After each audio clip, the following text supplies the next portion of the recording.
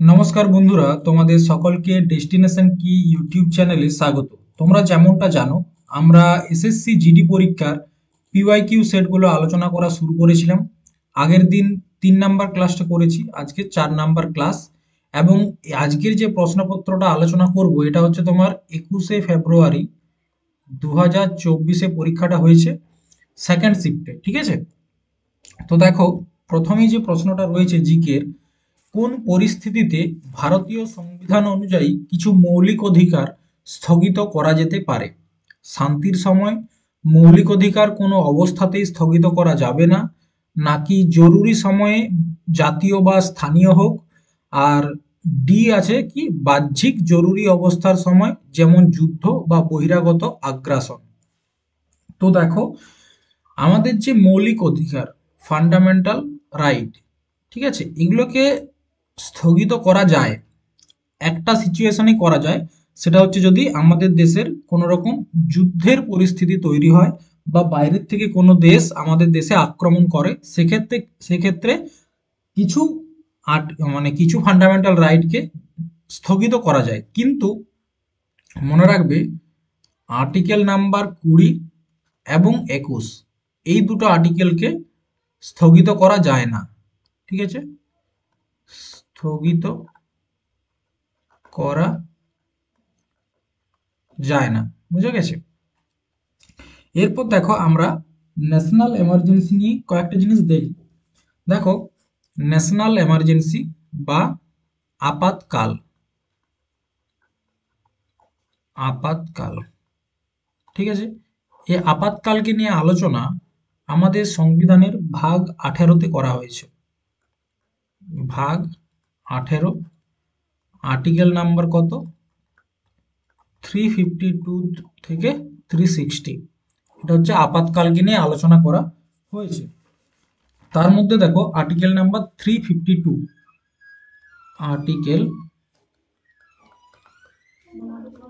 352, ঠিক আছে, এটাকে বলা হয় ন্যাশনাল এমার্জেন্সি, ন্যাশনাল এমার্জেন্সি বা রাষ্ট্রীয় আপাতকাল। ঠিক আছে, এই ন্যাশনাল এমার্জেন্সি কখন কখন হতে পারে? এক, যদি যুদ্ধ চলে তখন। দুই, দুই হচ্ছে বাইরের থেকে যদি আক্রমণ হয়, বাইরের আক্রমণ। আর একটা হচ্ছে তোমার, সশস্ত্র বিদ্রোহ, বিদ্রোহ। যদি এরকম পরিস্থিতি তৈরি হয়, তাহলে কিন্তু ন্যাশনাল এমার্জেন্সি লাগু করা হয়। আচ্ছা, ন্যাশনাল এমার্জেন্সি লাগু করে কে? সেটা করে প্রেসিডেন্ট। ঠিক আছে, কিন্তু প্রেসিডেন্টকে করার পরামর্শ কে দেয়? প্রেসিডেন্টকে করার পরামর্শ দেয় মন্ত্রিমণ্ডল বা ক্যাবিনেট মিনিস্টার, ক্যাবিনেট মিনিস্ট্রি। ঠিক আছে, ক্যাবিনেট মিনিস্ট্রি।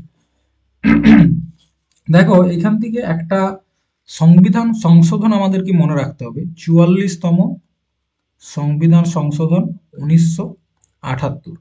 এই সংবিধান সংশোধনের মাধ্যমে, আগে দেখো, ন্যাশনাল এমার্জেন্সির ক্ষেত্রে এই সশস্ত্র বিদ্রোহ এই শব্দটি ছিল না। এর পরিবর্তে কি ছিল? এর পরিবর্তে ছিল আন্তরিক অশান্তি, আন্তরিক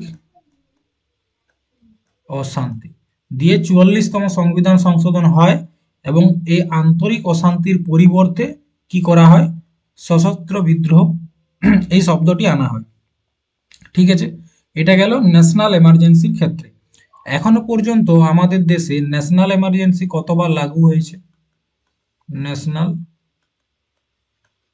এমার্জেন্সি কতবার লাগু হয়েছে? দেখো, 1947 থেকে 2024-এর মধ্যে টোটাল 3বার লাগু হয়েছে। ঠিক আছে, একবার 1962, একবার 1971, তারপরে হচ্ছে 1975। বোঝা গেছে? এই সময় প্রধানমন্ত্রী কে ছিলেন? জওহরলাল নেহেরু। ঠিক আছে, এবং প্রেসিডেন্ট কে ছিলেন? ডক্টর রাধাকৃষ্ণন। ঠিক আছে। আর 1971 এই সময় প্রধানমন্ত্রী কে ছিলেন? ইন্দিরা গান্ধী। ইন্ডিয়া পাকিস্তানের যুদ্ধ, বাংলাদেশকে যখন আমরা তৈরি করলাম 1971-এর যুদ্ধতে, ঠিক আছে, এবং প্রেসিডেন্ট ছিলেন বি গিরি। ঠিক আছে। এবং 1975 এখানেও প্রাইম মিনিস্টার ছিলেন ইন্দিরা গান্ধী। আর এখানে প্রেসিডেন্ট ছিলেন কে? ফখরুদ্দিন আলী। ঠিক আছে, কে ছিলেন? ফখরুদ্দিন আলী। এরপর দেখো, এটা হয়ে গেল তোমার ন্যাশনাল এমার্জেন্সি। এরপর আমরা যেটা নিয়ে আলোচনা করব সেটা হচ্ছে প্রেসিডেন্ট রুল। প্রেসিডেন্ট রুলটা কি? রাষ্ট্রপতি শাসন। ঠিক আছে, রাষ্ট্রপতি শাসন মানে কি? আপাতকাল তিন ধরনের। ঠিক আছে, আগে একটা বলে দিই। একটা হচ্ছে ন্যাশনাল এমার্জেন্সি বা রাষ্ট্রীয় আপাত, একটা হচ্ছে প্রেসিডেন্ট রুল, আর একটা হচ্ছে ফাইন্যান্সিয়াল এমার্জেন্সি। Financial emergency. আর একটা জিনিস মনে রাখবে, এই তিনটা এমার্জেন্সি লাগু করে কে? প্রেসিডেন্ট। তো দেখো, আমরা ন্যাশনাল এমার্জেন্সি নিয়ে দেখেছি। এরপর রাষ্ট্রপতি শাসন কত নাম্বার আর্টিকেলে আলোচনা করা হয়েছে? Article number 356। ঠিক আছে। এটা কখন হয়? ধরো কোনো একটা রাজ্যের যদি সাংবিধানিক যে ঢাঁচা সেটা নষ্ট হয়ে যায়, অর্থাৎ আহ, যারা শাসনে আছে তাদের মধ্যে তারা যদি তাদের বহুমত হারায়, বা সেই রাজ্যে যদি কোনো সাংবিধানিক কাজ না হয়, বা কেন্দ্র সরকারের কথা না শুনে, সেক্ষেত্রে গভর্নরের পরামর্শে, ঠিক আছে, কার পরামর্শে? গভর্নর, তার পরামর্শে কে লাগু করে? প্রেসিডেন্ট। ঠিক আছে, এটা হলো রাষ্ট্রপতি শাসন। আর আমাদের দেশে এখনো পর্যন্ত প্রায় 125 বার রাষ্ট্রপতি শাসন লাগু হয়েছে। তার মধ্যে প্রথমবার রাষ্ট্রপতি শাসন লাগু হয়েছিল তোমার 1951 সালে। কোথায়? পাঞ্জাবে। ঠিক আছে, প্রথমবার রাষ্ট্রপতি শাসন লাগু হয়। এরপর হচ্ছে ফাইন্যান্সিয়াল এমার্জেন্সি, আর একটা হচ্ছে তোমার ফাইন্যান্সিয়াল এমার্জেন্সি। এটা তোমার হচ্ছে আর্টিকেল নাম্বার 360। এই এমার্জেন্সিটা এখনো ভারতে লাগু হয়নি। তো দেখো, এতগুলা ডাটা দেওয়ার মেন কারণ, পরীক্ষায় মানে এসএসসি জিডির দেখো যে প্রশ্নটা আলোচনা করলাম, সেখান থেকে আর যা যা প্রশ্ন হতে পারে সেগুলোই তোমাদেরকে বলে দিচ্ছি, কারণ পরীক্ষার সময় যাতে তোমরা সেগুলো আর ভুল না করো। ঠিক আছে। নেক্সট, কোন নৃত্যশৈলী ভগবান কৃষ্ণ এবং তার রানী সত্যভামা ভামাকল্পের গল্পের সাথে যুক্ত? মানে কোন ক্লাসিক্যাল ডান্সটা সাথে এই ভগবান কৃষ্ণ এবং রানী সত্যভামার কাহিনী জড়িত আছে? কত্থক, ভারতনাট্যম, কুচিপুড়ি নাকি ওড়িশি? তো দেখো, কৃষ্ণ এবং সত্যভামার যে গল্প সেটার নাম হচ্ছে ভামা কল্পম। ভামা কল্পম। ঠিক আছে। তো এটা হচ্ছে কুচিপুড়ি ডান্সের সাথে যুক্ত। তো তোমরা আশা করি জানো কুচিপুড়ি ডান্সটা কোথাকার। এটা হচ্ছে অন্ধ্রপ্রদেশ।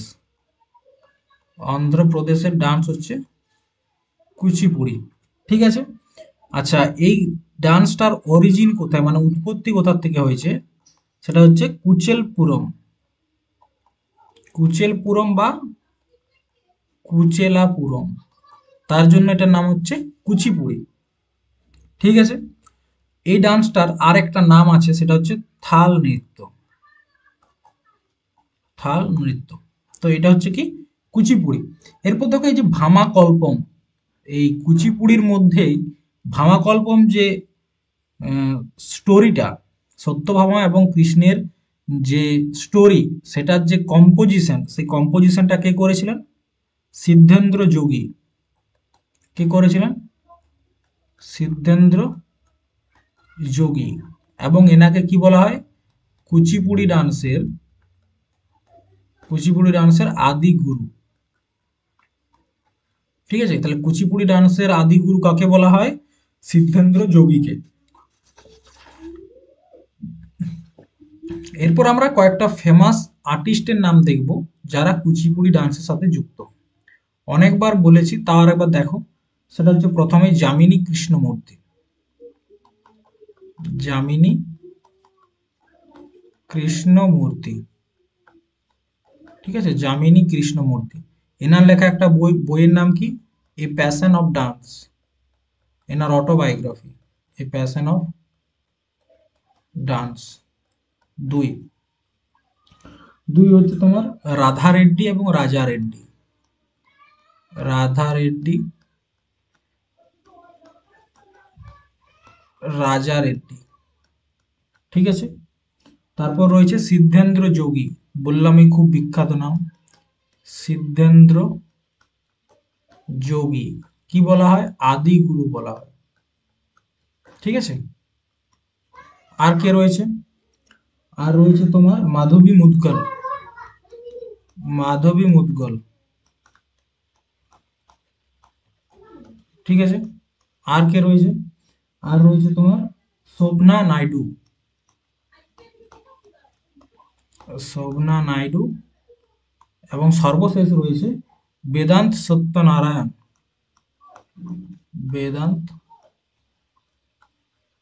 সত্যনারায়ণ, ঠিক আছে। তো এনারা হচ্ছে ফেমাস কুচিপুড়ি ডান্সার। নেক্সট, একটি ড্যাশ ক্রিকেট শট যেখানে ব্যাটসম্যান ব্যাটটি উলম্বভাবে সুইং করে এবং বলটিকে মাটিতে আঘাত করে, বলটি কভার এবং মিড অফের মধ্যে আঘাত করে, সেই শটটার নাম কি? তো দেখো, এই ধরনের যে প্রশ্ন, এগুলো হচ্ছে কি, এই ধরনের প্রশ্ন কিন্তু কম্পিটিটিভ পরীক্ষায় আসা উচিত নয়, কারণ আমরা এখানে কেউ ক্রিকেটের কোচিং করছি না। ক্রিকেট কোচিং আমরা কেউ করছি না, আমরা কিসের প্রিপারেশন নিচ্ছি? এসএসসি, সরকারি চাকরি। সেখানে কোন শর্টটাকে কি বলে তার গুরুত্ব কতটা আমার জানা নেই। তো প্রশ্ন যেহেতু এসএসসি খুঁজে পাচ্ছে না, তার কারণে হয়তো এই ধরনের প্রশ্নগুলো করছে। আর এই প্রশ্নগুলো যদি আমরা টার্গেট করি যে এই প্রশ্নগুলোও ঠিক করে আসবো, তাহলে সেটা বোকামি হবে, ঠিক আছে। কারণ এই ধরনের প্রশ্ন পড়া অসম্ভব। এবারে কখন ক্রিকেট থেকে, ফুটবল থেকে এরকম ধরনের যদি প্রশ্ন আসে, তাহলে কিন্তু সেটা খুব সমস্যার।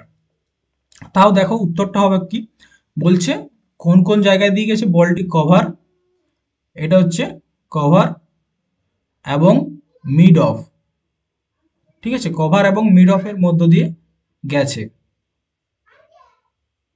কভার এবং মিড অফ এর মধ্য দিয়ে গেছে। তাহলে ওটাকে বলা হচ্ছে, দেখো এটা হচ্ছে কভার, আর এই জায়গাটা বলা হয় মিড অফ। তো এটার মধ্য দিয়ে গেছে মানে কি? অফ ড্রাইভ, ঠিক আছে। এটা হচ্ছে অফ ড্রাইভ। এই যে এই এরিয়াতে যখন শট যায়, সেটা হচ্ছে অফ ড্রাইভ। তার একবার দেখে নাও, এটা হচ্ছে একটা ক্রিকেট গ্রাউন্ড, রাউন্ড সার্কেলের হয়। এই জায়গাটাকে বলা হচ্ছে পিচ, ঠিক আছে, 22 গজ হয়, 22 গজ। তো দেখো, এখান থেকে যদি সোজা সোজা শটটা যায়, সেটা বলা হচ্ছে স্ট্রেট ড্রাইভ। দেখো নাম দেওয়া আছে, যেমন এই সাইডে হচ্ছে আপার কাট, তারপর হচ্ছে reverse sweep, square cut, square drive, cover drive, off drive, straight drive. Lofted drive মানে কি? যদি সেটাকে উপর দিকে মারা হয়। দেখো এই যে ব্লু কালারের যেগুলো দেখতে পাচ্ছ না, এই এই শটগুলো কিন্তু মাটি কামড়ে যায় না, কিন্তু ইয়েলো কালারের যে শটগুলো দেখতে পাচ্ছ, সেক্ষেত্রে বলটা মাটি কামড়ে কামড়ে চলে যায়। বোঝা গেছে? তো এটা হচ্ছে কি,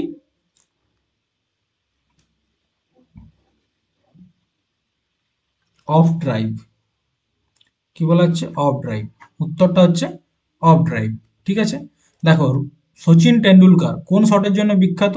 স্ট্রেট ড্রাইভ, ঠিক আছে, স্ট্রেট ড্রাইভ। যদিও সচিন টেন্ডুলকার এমন কোনো শট নেই যেটা তিনি খেলতে পারতেন না, কিন্তু তার সব থেকে ফেমাস শট হচ্ছে স্ট্রেট ড্রাইভ।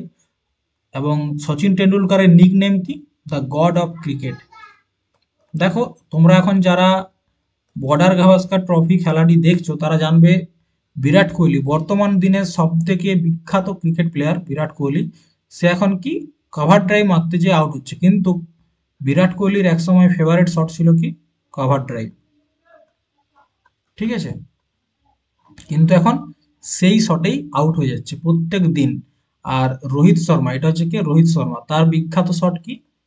পুল শট, এই প্রশ্নও আসতে পারে যে কোন ক্রিকেটারের ফেমাস শট। সচিনের হচ্ছে স্ট্রেট ড্রাইভ, বিরাট কোহলির কভার ড্রাইভ এবং রোহিত শর্মার পুল শট। ঠিক আছে। M S Dhoni, M S Dhoni কি শট? Helicopter, helicopter.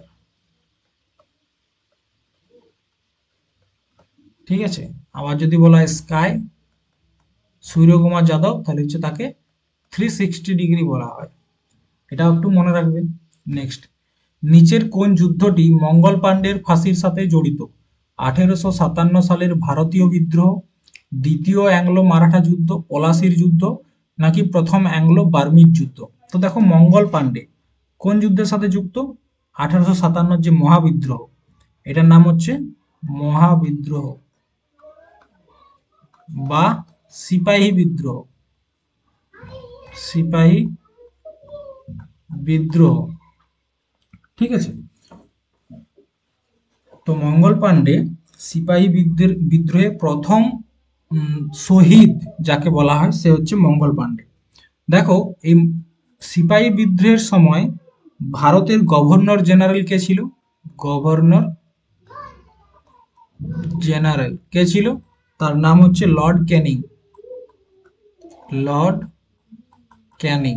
ঠিক আছে। লর্ড ক্যানিং ছিল গভর্নর জেনারেল। এই সময় 29শে মার্চ, ঠিক আছে, এনার সময়ে 29শে মার্চ 1857 প্রথমবার ব্যারাকপুরের যে 34 নম্বর রেজিমেন্ট ছিল, ইনফ্যান্ট্রি রেজিমেন্ট, ঠিক আছে, সেইখানে বিদ্রোহটা শুরু হয়। দেখো বিদ্রোহটার মেন যদি বলা হয় যে তাৎক্ষণিক কারণ কি, সেটা হচ্ছে এনফিল্ড রাইফেল, মানে সেখানে যে গুলিটা সেটা হচ্ছিল মুখের মাধ্যম দিয়ে ছিঁড়তে হতো, এবং বলা হতো যে সেটাতে নাকি গরু এবং শূকর এই দুটার চামড়া অ্যাড আছে। তো এটা হচ্ছে তোমার কি বলবো ইনস্ট্যান্ট রিজন, কিন্তু তার পেছনে বেশ কিছু গুরুত্বপূর্ণ কারণ রয়েছে, রাজনৈতিক, সামাজিক। ঠিক আছে। তো সেগুলো নিয়ে আলাদা একটা অন্য ক্লাসে আলোচনা করব। তো দেখো 29শে মার্চ 1857 এই বিদ্রোহটা ব্যারাকপুরের 34 নম্বর রেজিমেন্ট, কোথায়? ব্যারাকপুর, সেখানে 34 নম্বর রেজিমেন্টে শুরু হয়। ঠিক আছে। এইখানে মঙ্গল পাণ্ডে দুজন ইংরেজি সৈন্যকর্তা বা ইংরেজ সৈন্যকর্তাকে গুলি করে হত্যা করেছিল। একজনকার নাম হচ্ছে লেফটেন্যান্ট বাগ, আরেকজনকার নাম হচ্ছে মেজর হুসেন, মেজর হুসেন। ঠিক আছে। তো দেখো লেফটেন্যান্ট বাগ এবং মেজর হুসেন। এরপর মঙ্গল পাণ্ডে, মঙ্গল পাণ্ডের ফাঁসিটা কবে হয়েছিল এটা গুরুত্বপূর্ণ। ঠিক আছে। মঙ্গল পাণ্ডের ফাঁসি হয়েছিল তোমার 8ই এপ্রিল, মার্চ মাসে এই ঘটনাটা হয়েছিল। 8ই এপ্রিল 1857 এই দিনে কি হয়? এই দিনে ফাঁসিটা হয়। ঠিক আছে। এটা হলো মঙ্গল পাণ্ডে সম্পর্কে কয়েকটা তথ্য। এরপর দেখো এখান থেকে আরেক ধরনের প্রশ্ন আসে। সেটা প্রশ্নটা হয় যে বিভিন্ন জায়গায় এই বিদ্রোহটা তো ছড়িয়ে পড়েছিল, তো সেই সব জায়গায় নেতৃত্ব কে কে দিয়েছিল? যেমন লখনৌ, ঠিক আছে, একটা জায়গা হচ্ছে লখনৌ, লখনৌতে এটার নেতৃত্ব কে দিয়েছিল? বেগম হজরত মহল, বেগম হজরত মহল, হজরত মহল। ঠিক আছে। তারপর হচ্ছে কানপুর, কানপুরের নেতৃত্ব কে দিয়েছিল? তার নাম হচ্ছে নানা সাহেব এবং তাতিয়া টোপি, নানা সাহেব অ্যান্ড তাতিয়া টোপি। ঠিক আছে। ঝাঁসিতে কে দিয়েছিল? ঝাঁসি, ঝাঁসিতে হচ্ছে লক্ষ্মীবাই, ঝাঁসিতে হচ্ছে লক্ষ্মীবাই। আর সর্বশেষ হচ্ছে বিহার, বিহারে কে দিয়েছিল? কুনওয়ার সিং, কুনওয়ার সিং বা কুবের সিংও অনেকে বলে থাকে। ঠিক আছে। আরেকটা হচ্ছে তোমার দিল্লি এবং মেরঠ। ঠিক আছে। দিল্লি এবং মেরঠ, এখানে কে নেতৃত্ব দিয়েছিল? তার নাম হচ্ছে তোমার বাহাদুর শাহ দ্বিতীয়, বাহাদুর শাহ মুঘল সম্রাট বাহাদুর শাহ দ্বিতীয়। ঠিক আছে, বোঝা গেছে। এগুলো হচ্ছে নেতৃত্ব। এরপর 1857 যুদ্ধকে নিয়ে একটা খুব গুরুত্বপূর্ণ আরেকটা জায়গা বাদ পড়ে যাচ্ছে, সেটা হচ্ছে এলাহাবাদ। এটাও অনেকবার প্রশ্নটা এসেছে। এলাহাবাদের নেতৃত্ব কে দিয়েছেন? লিয়াকত আলী। এখন হয়তো তোমাদের মনে পড়বে যে এই নামটা শুনেছি, ঠিক আছে, লিয়াকত আলী, অনেকবার এসছে নামটা, লিয়াকত আলী। তো 1857 যে যুদ্ধ, সেই যুদ্ধকে নিয়ে একটা বই রয়েছে। তো বইটার নাম হচ্ছে the first war of Indian independence. The first war of Indian independence 1857। কে লিখেছিলেন? বিডি সাভারকার, বিনায়ক দামোদর সাভারকার। ঠিক আছে, নেক্সট, বহাগ বিহু ড্যাশ নামেও পরিচিত। মানে বহাগ বিহুর আরো একটা অন্য নাম রয়েছে, কি? কঙালী বিহু, রাঙ্গলি বিহু, কাটি বিহু, নাকি মাঘ বিহু? তো দেখো বিহু, উত্তরটা পরে বলবো, আগে দেখো বিহু কোথাকার উৎসব? আসাম। আসামে বিহু নামে ডান্সও রয়েছে, উৎসবও রয়েছে। ঠিক আছে, তো বিহু প্রধানত তিন প্রকার, মানে তিনটা বিহু হয়। একটা হচ্ছে ভোগলি, একটা হচ্ছে ভোগলি, একটার নাম হচ্ছে রঙ্গোলি বা রাঙালি, আর একটা হচ্ছে তোমার কোংলি বা কোঙ্গালি। ঠিক আছে, এগুলোর আরো একটা করে নাম আছে, যেমন ভোগলি বিহু, এটার অপর নাম হচ্ছে মাঘ বিহু, এটার একটা নাম হচ্ছে মাঘ বিহু। ঠিক আছে, তেমনি রাঙ্গোলি, এটার আরো একটা নাম আছে, সেটা হচ্ছে বোহাগ, বোহাগ বিহু। আর কোংলি, এটার একটা নাম আছে, সেটা হচ্ছে কাটি বিহু। ঠিক আছে, কাটি বিহু। তো দেখো, বলেছে বোহাগ বিহু, আর একটা কি নাম, সেটা হচ্ছে রাঙ্গালি বা রঙ্গোলি।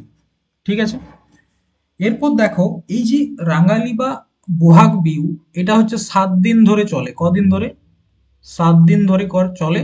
এবং 7 দিন আলাদা আলাদা নাম রয়েছে। যেমন প্রথম দিন হচ্ছে ছোট বিহু, প্রথম দিন হচ্ছে ছোট বিহু। ঠিক আছে, সেকেন্ড দিন কি? সেকেন্ড দিন হচ্ছে তোমার মানু বিহু, মানু বিহু। থার্ড দিন হচ্ছে তোমার গোরা বিহু। তারপর হচ্ছে কুটুম, ঠিক আছে, কুটুম বিহু। 5 নম্বর হচ্ছে সেনেহি বিহু। আর 6 নম্বর হচ্ছে তোমার মেলা বিহু আর চেরা বিহু, মেলা বিহু আর হচ্ছে চেরা বিহু।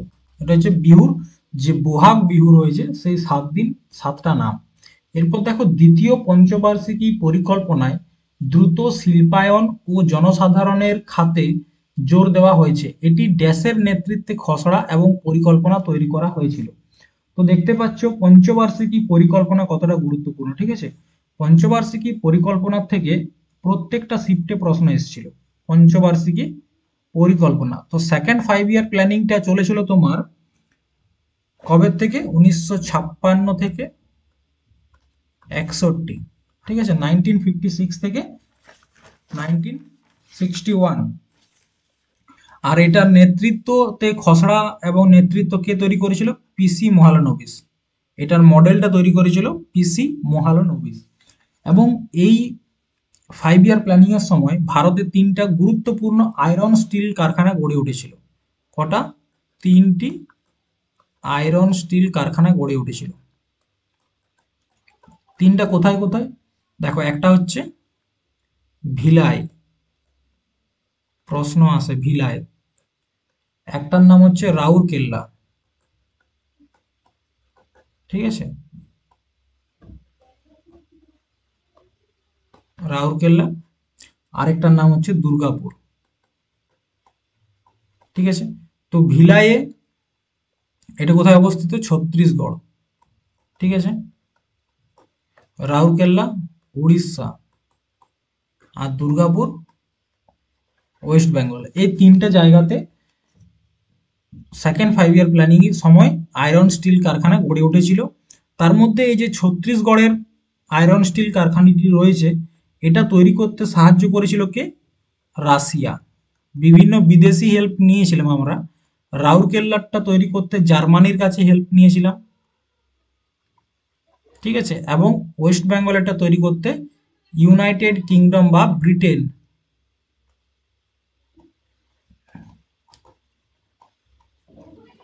ঠিক আছে, তো এদের হেল্প নেওয়া হয়েছিল। প্রশ্ন এরকম ভাবেও আসে যে ভিলাইয়ের আয়রন স্টিল কারখানা গড়ে তুলতে কোন বিদেশির, মানে কোন বিদেশি বা কোন দেশের হেল্প নেওয়া হয়েছিল, সেটা হচ্ছে রাশিয়া।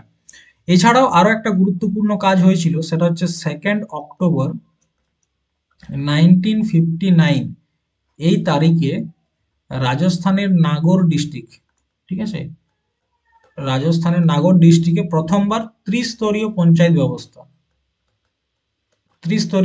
ব্যবস্থা চালু করা হয়। এবং 1 জানুয়ারি 1958-এ ডিআরডিওর স্থাপনা করা হয়, defence research development organisation. Next, নিচের কোন খেলাটি অঙ্কিতা রায়না খেলেছেন? অঙ্কিতা রায়না, এই যে ছবিটা দেখতে পাচ্ছ, তিনি কোন খেলার সাথে যুক্ত? এই ধরনের প্রশ্ন প্রত্যেকটা শিফটে এসছে। স্পোর্টস অ্যান্ড প্লেয়ার, ঠিক আছে। তার সাথে আরেকটা ধরনের ছিল স্পোর্টস অ্যান্ড ট্রফি, ঠিক আছে। এই দুটো ধরনের প্রশ্ন কিন্তু প্রত্যেক শিফটে এসছে। নিচের কোন খেলাটি Ankita Raina, badminton, loan tennis, cricket নাকি ফুটবল? তো দেখো, অঙ্কিতা রায়না হচ্ছে তোমার লন টেনিস। লন টেনিসটা কিন্তু এমন কিছু অন্য খেলা নয়, টেনিসটারই আরো একটা নাম হচ্ছে লন টেনিস। তো লন টেনিসের কয়েকজন বিখ্যাত স্পোর্টস পার্সন রয়েছেন, তাদের নিয়ে জানতে হবে, কারণ তাদের নামগুলো আসে। যেমন হচ্ছে একটা নোভাক জোকোভিক, প্রথমত নামটা হচ্ছে নোভাক জোকোভিক, ঠিক আছে। তারপর হচ্ছে লিয়েন্ডার পিএস, লিয়েন্ডার পিএস, এটা হয়তো এর আগের শিফটে এসেছিল। মহেশ ভূপতি, মহেশ ভূপতি। তাছাড়া সানিয়া মির্জা, সানিয়া মির্জা, ঠিক আছে। রোহান বোপান্না, রোহান বোপান্না। তারপর হচ্ছে তোমার অঙ্কিতা ভামরি, অঙ্কিতা রায়না এবং অঙ্কিতা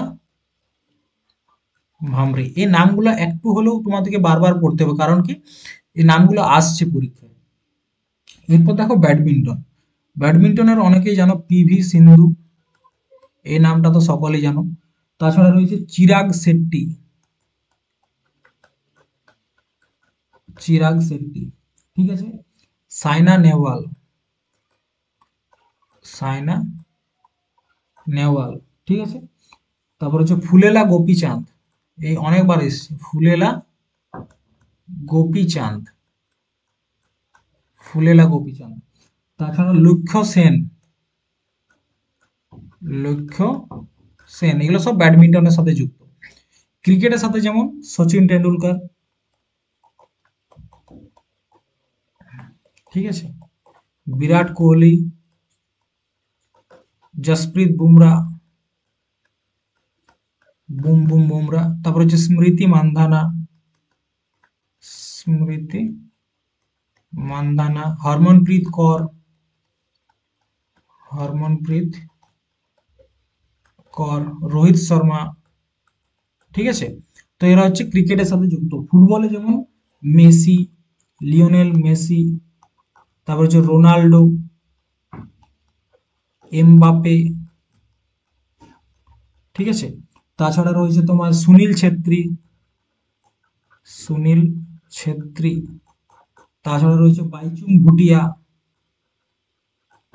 বাইচুং ভুটিয়া, বাইচুং ভুটিয়া, ঠিক আছে। পরবর্তী দেখো, মৌর্য সাম্রাজ্যের রাজধানী কি ছিল? মৌর্য সাম্রাজ্যের ক্যাপিটাল উজ্জয়িনী, তক্ষশিলা নাকি সুবর্ণগিরি নাকি পাটলিপুত্র?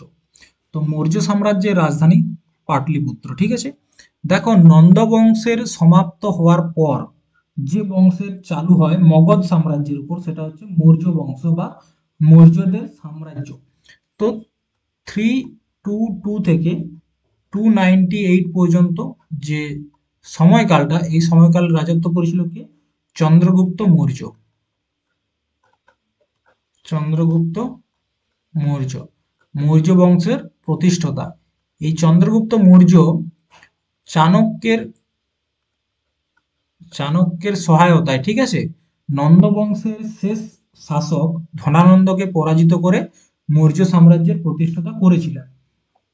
এবং এই চন্দ্রগুপ্ত মৌর্যের একটা নাম ছিল, নিক নেম, সেটা হচ্ছে কি সেন্ড্রোকোটাস বা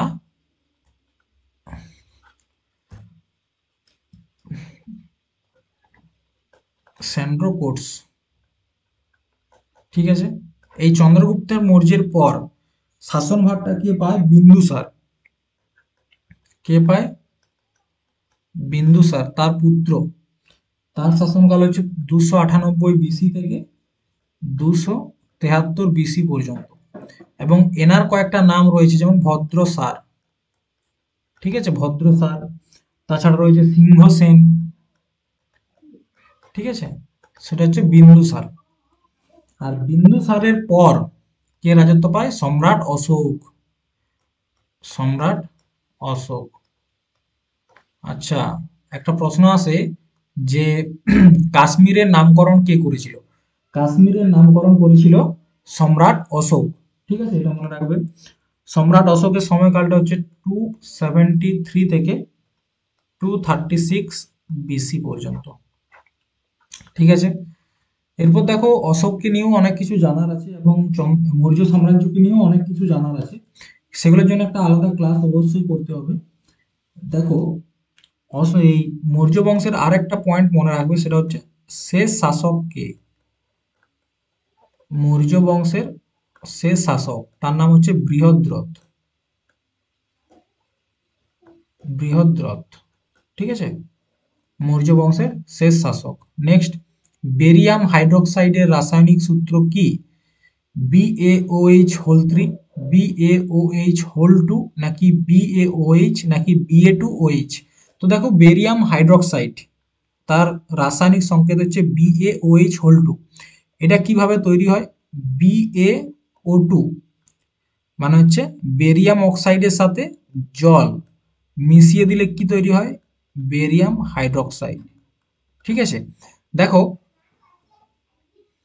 বেরিয়াম হাইড্রোক্সাইড, দেখো বেরিয়াম হাইড্রোক্সাইড হচ্ছে এক ধরনের একটা বিষাক্ত পদার্থ, গন্ধহীন সাদা পাউডার এবং বিষাক্ত পদার্থ। নেক্সট, রাজ্যসভার সর্বোচ্চ শক্তি কোনটি?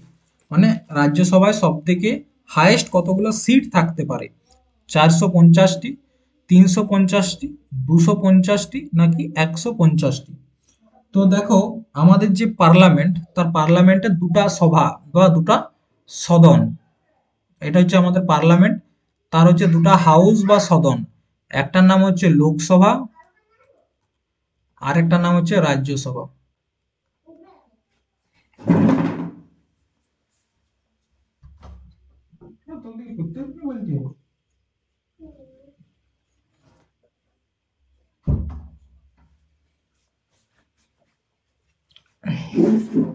ঠিক আছে, একটা হচ্ছে লোকসভা আর একটা হচ্ছে রাজ্যসভা। তো দেখো এই যে লোকসভা, এই লোকসভার ম্যাক্সিমাম সিট হচ্ছে তোমার 552টি এবং রাজ্যসভার ম্যাক্সিমাম সিট হচ্ছে 250টি। ঠিক আছে, তো দেখো আমাদের সংবিধানের যে পার্লামেন্ট, সে পার্লামেন্টের আলোচনা করা হয়েছে কত নাম্বার আর্টিকেলে? পার্লামেন্টের আর্টিকেল হচ্ছে 79। সেই পার্লামেন্টের আন্ডারে দুটো হাউস, একটা হচ্ছে লোকসভা আর একটা হচ্ছে রাজ্যসভা। লোকসভার টোটাল সিট হচ্ছে 552টি, রাজ্যসভার হচ্ছে 250টি। সেটাই জিজ্ঞেস করেছে, 250টি। এরপর লোকসভার হাইয়েস্ট সিট কোন রাজ্যে রয়েছে? কোন রাজ্যের সব থেকে বেশি লোকসভার সিট রয়েছে? সেটা হচ্ছে ইউপি। ঠিক আছে, উত্তরপ্রদেশ। কতগুলো? 80টা। এবং রাজ্যসভারও সিট সব থেকে বেশি রয়েছে কার কাছে? ইউপির কাছে। টোটাল হচ্ছে 31টা। ঠিক আছে। দেখো, আমরা যাদেরকে ভোট দিই, যাদেরকে এমপি বানাই, তারা কোথায় বসে? লোকসভাতে গিয়ে বসে। এখানে হচ্ছে এমপি, আমরা ভোট দিয়ে তাদেরকে জেতাই। আর রাজ্যসভাতে কারা বসে? রাজ্যসভার এমপিদেরকে কিন্তু আমরা ভোট দিই না, এই ভোটটা দেয় আমাদের নির্ধারিত এমএলএরা। আমরা যাদেরকে এমএলএ হিসাবে চুজ করি, তারা ভোট দিয়ে রাজ্যসভার এমপি কে বানায়। ঠিক আছে, তাহলে ডাইরেক্ট আমরা কাদেরকে বানাই? সেটা হচ্ছে লোকসভার। তাহলে লোকসভার জন্য যে ভোটটা হয় সেটা হচ্ছে প্রত্যক্ষ ভোট। ঠিক আছে, ডাইরেক্ট ইলেকশন এটা, বা ডাইরেক্ট ভোটিং। ঠিক আছে। আর এটা হচ্ছে ইনডাইরেক্ট, কারণ কি এটার ভোটটা আমরা দিই না, আমরা এমএলএ কে চুজ করি, সেই এমএলএ রাজ্যসভার এমপি কে চুজ করে। ঠিক আছে, বা ভোট দেয়। এরপর দেখো আমাদের সংবিধানের দিকে যাই। পার্লামেন্ট বললাম আর্টিকেল নাম্বার 79, আর রাজ্যসভা হচ্ছে আর্টিকেল নাম্বার 80। ভালো করে লিখি, আর্টিকেল নাম্বার 80, এবং লোকসভা হচ্ছে আর্টিকেল নাম্বার 81। তো এটা একটা মনে রাখার শর্ট ট্রিক আছে। শর্ট ট্রিকটা হচ্ছে স র লা, সরলা। স মানে হচ্ছে 79 পার্লামেন্ট, র মানে হচ্ছে তোমার, স মানে হচ্ছে সংসদ। ঠিক আছে, র মানে রাজ্যসভা 80, আর লা মানে হচ্ছে লোকসভা 81। পরপর মনে রাখার শর্ট ট্রিক একটা, সরলা। ঠিক আছে। এরপর দেখো, এই যে রাজ্যসভা, এই রাজ্যসভাকে বলা হয় উচ্চ সদন, কারণ রাজ্যসভার কখনো বিঘটন হয় না। ঠিক আছে। আর লোকসভা প্রতি 5 বছর অন্তর বিঘটন হয় এবং নতুন লোকসভা তৈরি হয়। রাজ্যসভার প্রথম যে বৈঠক, সেই বৈঠকটা কবে হয়েছিল? প্রথম বৈঠক হয়েছিল 3 এপ্রিল 1952-তে। তখন রাজ্যসভার নাম ছিল কি? তখন নাম ছিল state of council. State of council. দেখো, কারণটা কি? স্টেটের এমএলএরা নির্ধারণ করছিল। পরবর্তী ক্ষেত্রে 3 আগস্ট 1954, এখানে নাম পরিবর্তন করে কি করা হয়? রাজ্যসভা। রাজ্যসভা। আর এটা হচ্ছে প্রথম বৈঠক, ফার্স্ট। ঠিক আছে। ঠিক সেরকম ভাবে লোকসভা, লোকসভার প্রথম যে বৈঠক সেটা হয়েছিল 1952 সালে। 1952 সালে প্রথম বৈঠক। ঠিক আছে, প্রথম বৈঠক 1952 সালে। তখন এটার নাম ছিল house of the people. House of the people. এবং পরবর্তী ক্ষেত্রে 1954 সালে এটার নাম পরিবর্তন করে কি হয়? লোকসভা।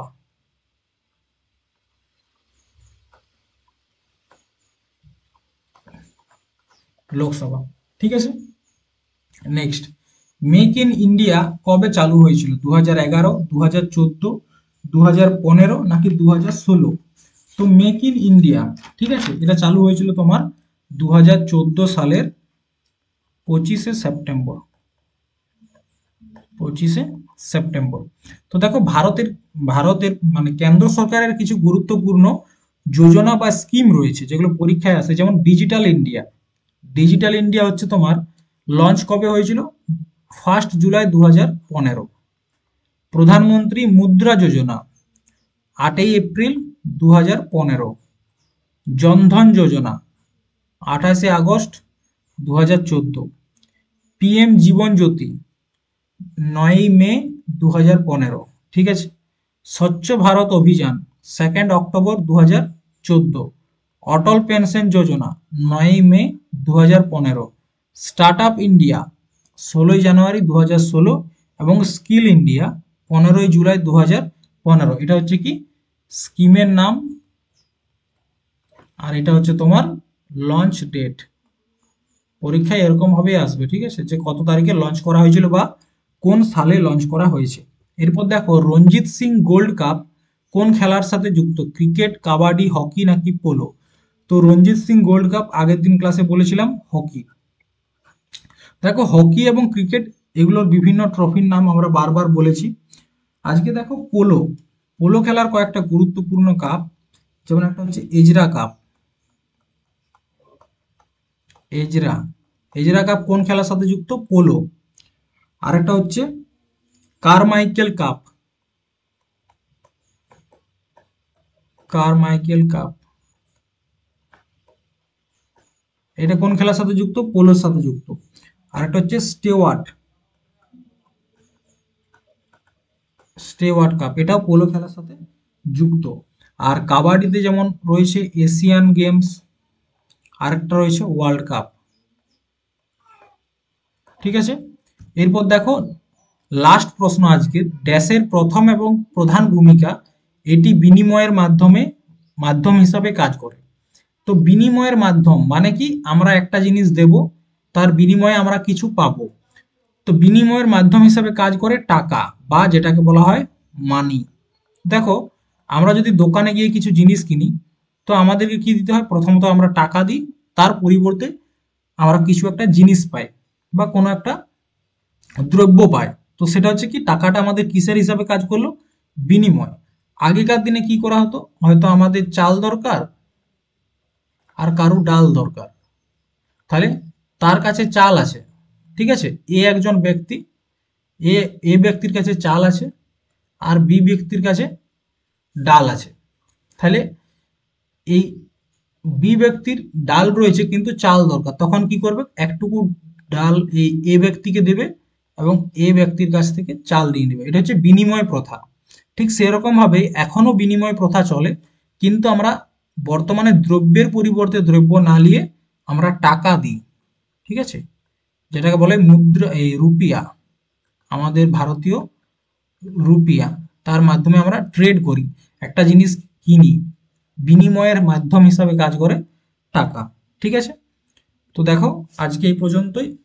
আজকের যে সেটটা ছিল সেখানে অনেকগুলো জিকে প্রশ্ন তোমাদের সাথে আলোচনা করেছি।